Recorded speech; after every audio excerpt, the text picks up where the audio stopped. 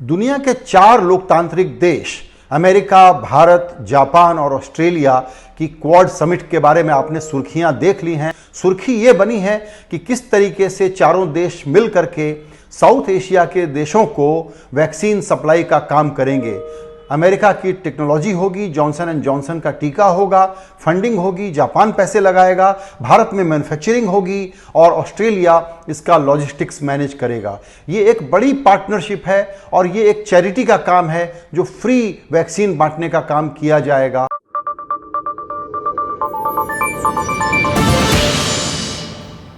चीन जिस प्रकार से वैक्सीन को बनाने में लीड ले चुका था, उसको एक कदम पीछे करने के लिए ये एक बड़ी लीडरशिप के रूप में सामने रखी गई है बात। और दूसरी बात यह है कि इसको ऐतिहासिक कहा गया है। क्यों ये ऐतिहासिक है? और ये दोस्ती, ये जो क्लब बना है, ये जो क्वाड बना है, ये जो 4 बड़े देशों की चौकड़ी बनी है, ये ऐतिहासिक काम कर पाए, इसके लिए किन बातों पर नजर रखने की जरूरत है। क्वाड समिट में 3 वर्किंग ग्रुप बनाने की बात कही गई है। एक तो वैक्सीन के बारे में हमने आपको बता दिया। दूसरा ग्रुप है, उसका नाम है इमर्जिंग टेक्नोलॉजीज वर्किंग ग्रुप। तीसरा है क्लाइमेट चेंज वर्किंग ग्रुप। और एक अहम बात कही गई है कि ये जो हिंद प्रशांत महासागर है, इसमें समुद्र से लगे हुए जितने देश हैं, उनके बीच में ओपन और फ्री मैरीटाइम और सिक्योरिटी का एक ढांचा खड़ा किया जाए। यहाँ पर जो दादागिरी चलती है कुछ देशों की कि आवाजाही को रोक देंगे, इन चीज़ों को दुरुस्त किया जाए और एक ग्लोबल कानून कायदे से ये काम चले। तो फ्री और ओपन इंडो पैसिफिक रीजन बनाने के लिए भी संकल्प लिया है इन 4 देशों के संयुक्त बयान में।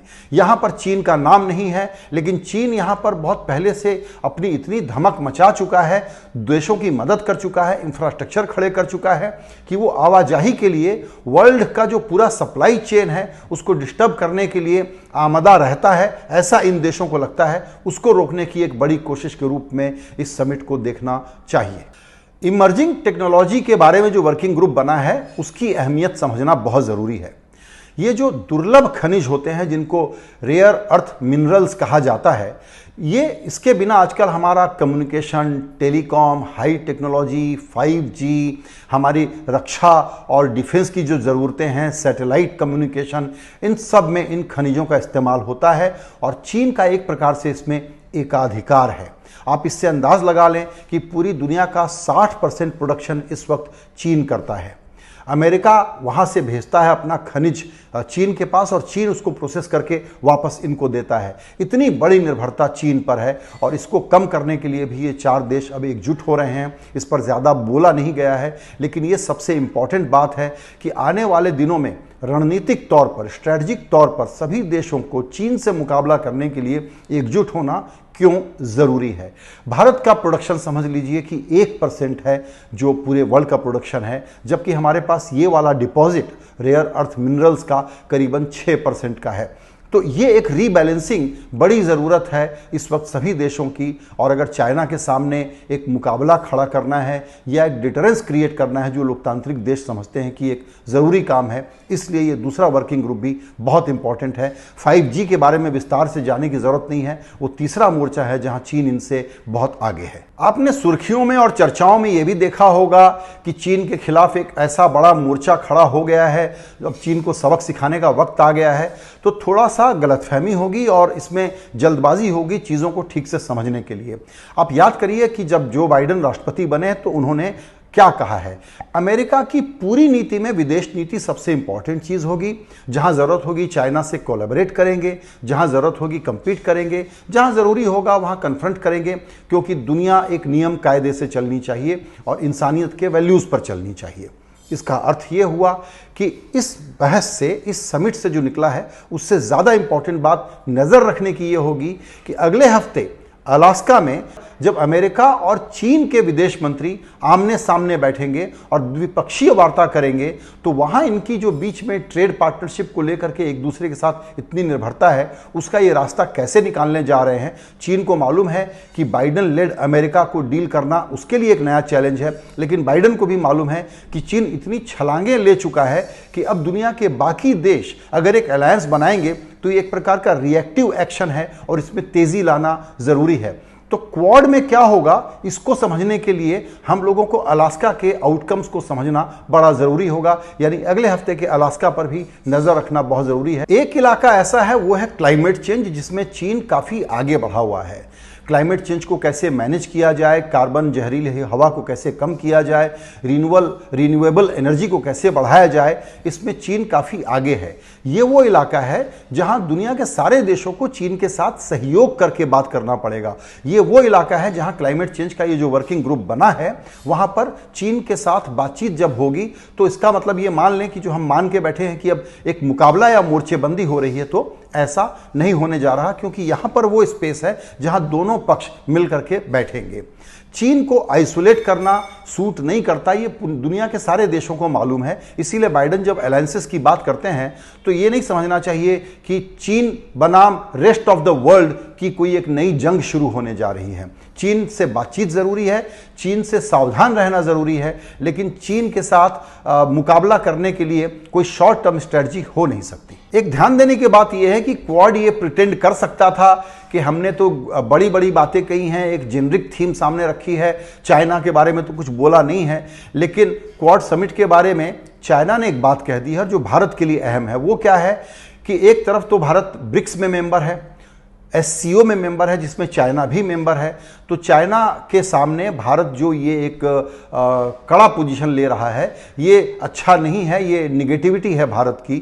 भारत का कहना है कि हम सभी तरह के अलायंसेस और सभी तरह के संवाद में रहते हैं, तो हम ब्रिक्स और एससीओ में भी रहेंगे। इसका मतलब ये नहीं है कि हम क्वाड में आ गए तो वहाँ पर हम चाइना के साथ इंगेज नहीं रहेंगे।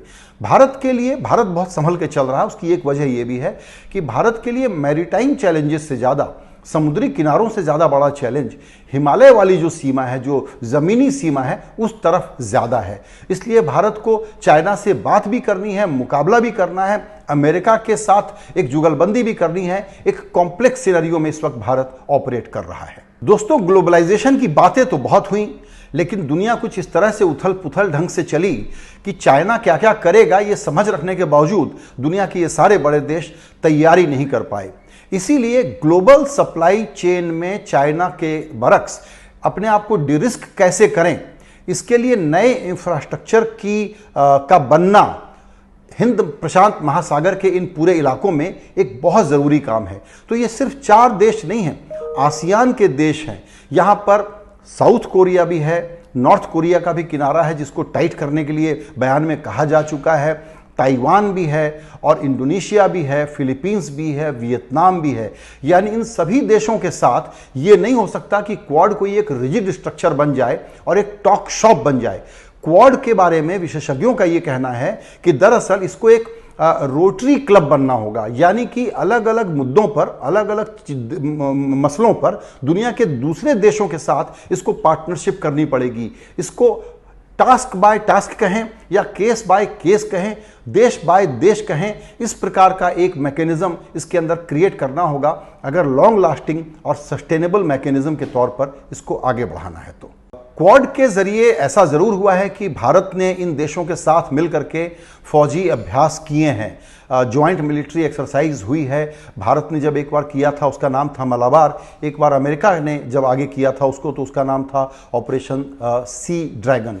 तो ये सब फौजी अभ्यासों के कारण ये कोई मिलिट्री मैकेनिज्म के साथ कोई ऐसा अलायंस बन जाए, ये न होने वाला है, न ये एडवाइजेबल है। लेकिन चीन हमेशा इस प्रकार की बातें कहेगा। बड़ा ज़रूरी है कि एक प्रोएक्टिव ढंग से एक परमानेंट सेक्रेटेरिएट के साथ क्वाड के जरिए चाइना के साथ बातचीत के साथ इस काम को आगे बढ़ाया जाए, क्योंकि चाइना का मुकाबला चाइना से लड़ करके नहीं, चाइना से इंगेज होकर के हो सकता है। तो क्वाड की एक अच्छी बात यह है कि वैक्सीन एक प्रकार से जिसको कहते हैं प्रूफ ऑफ कॉन्सेप्ट, वैसा एक प्रोजेक्ट के रूप में हमारे सामने है। अगर ये कॉपरेशन का मैकेनिज्म ठीक से प्ले आउट होता है तो इसका अर्थ ये होगा कि जिन बातों पर एक्सपर्ट लोगों ने अपनी राय रखी है कि इसको फंक्शनैलिटी की तरफ जाना होगा, फॉर्म की तरफ नहीं, इसको प्रोजेक्ट वाइज काम करना पड़ेगा। तो इस पर सबकी नज़र रहनी चाहिए। वैक्सीन के बाद emerging technologies, high tech, defence related technology और ग्लोबल सप्लाई चेन को रीसेट करना, ये सबसे बड़ा काम होगा।